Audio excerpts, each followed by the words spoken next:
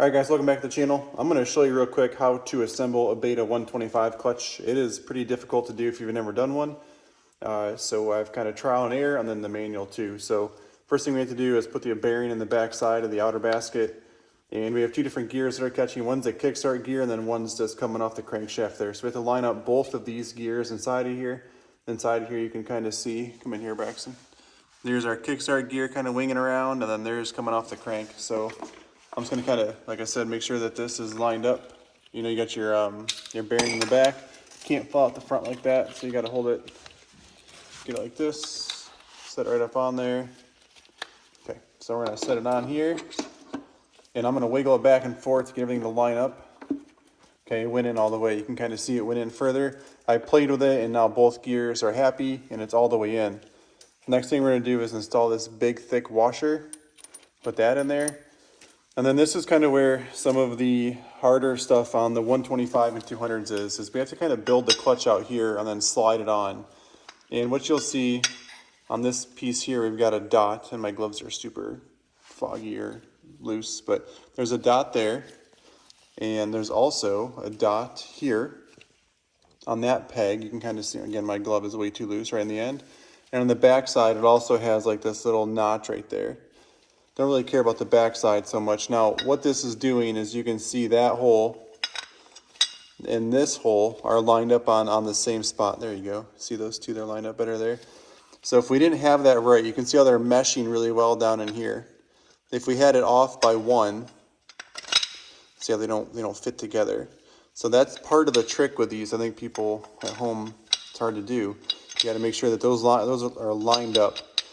So the first thing we're going to do, so I explained that because we're going to back up now. So what we're going to do now, if we look down here, we have our clutch plates. We're going to assemble that on the outer. So we're going to just start with a disc, and the friction disc is going to kind of float around on here. And then we're going to install these, the steels. We're going to get them on their grooves. We have to do all 7 of these. So, or I don't know if there's 7, but there's quite a few of them. So let me whiz through these real quick and I'll be right back.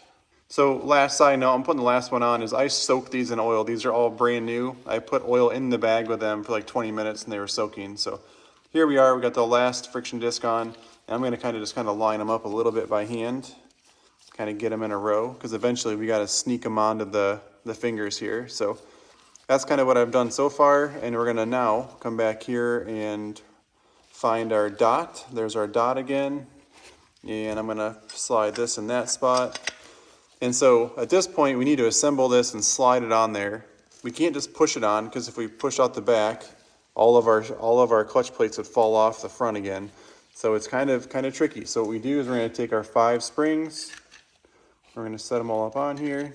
With all 5 springs on there, we're now going to take the outer plate and we're going to reinstall it lightly, because what we have to be able to do is we have to be able to spin these friction discs in here to line them up.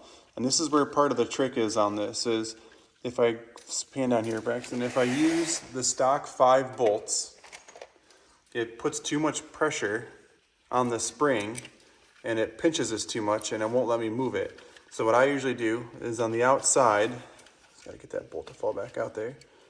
What I like to do, you can see now these 5 bolts over here, these 5 were in the outer basket, or out of the clutch cover. So come up here real quick. This is my clutch cover tucked up all the way, and there's 5 bolts that held that on. So if you come back down, you'll see that there are 3 that are a little bit longer than the 5 that came out of the spring. So what I like to do, I'm going to take one of those. I'm going to start it right here. My gloves are getting super hard to work with, but I can get that one on by finger without there even being any spring pressure on it. You can kind of see it's still sloppy. And I'm going to do just one on the opposite side too over here. Yep, I'll spin it. And then, so what I just did is I'm keeping the back side of this from pushing off as we're installing it. So now we can come up here, and because I didn't put a ton of pressure on it, we can wiggle these back and forth as we need to. So come on up on this angle over here, Brax. We're going to kind of slide it in, and you can kind of see I'm working it back and forth. And you're going to get 2 or 3 on, and then now we're going to get stuck because we also have to get this spline to line up on the center shaft spline. There's just a lot going on when you're doing these clutches. So again, we're going to get like 2 of them up on there, And then now I'm gonna have to like use my finger in the middle and turn that shaft on the inside. Can't really see in there, but I'm gonna take this shaft and kind of turn it as I'm trying to line up more clutch plates here. Okay, so I got it spun enough in there that I think I have the shaft centered. And so now that the shaft is centered, the centerpiece is gonna be okay, but we have to continually to keep line up our friction discs. So I'm gonna kind of keep playing with them a little bit. And the only reason why I'm able to play with these is because I use those longer bolts in there. So that one just doesn't quite want to line up all the way around. Got to keep pushing it on here. Got one more to go. There we go. So now they're all in. So now that we have all of that in, I'm going to leave these 2 bolts in. And I'm going to start taking my original 5 that are shorter with our 8mm, and I can start to install these. I can kind of push in a little bit harder on it now.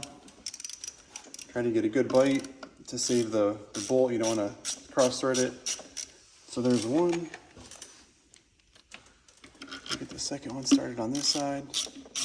2. And then you'll start to see that these 2 bolts are going to be spaced out pretty far. But it was critical to have those, because if I would have had these shorter bolts in there, there's just way too much pressure and friction on those discs for me to be able to do anything with it. So I'm going to back these out, we'll get the other 2 started. So at this point, it's pretty much back to assembly at a pretty easy pace. All we have to do at this point is we have to just tighten these down all the way and get our other stuff installed, and we can put our clutch cover back on. But this is the tricky part. The tricky part is trying to get everything to line up in there all at once. There's a lot going on. So hopefully that helped. I hope you guys enjoy the ride, and we'll see you in the trail.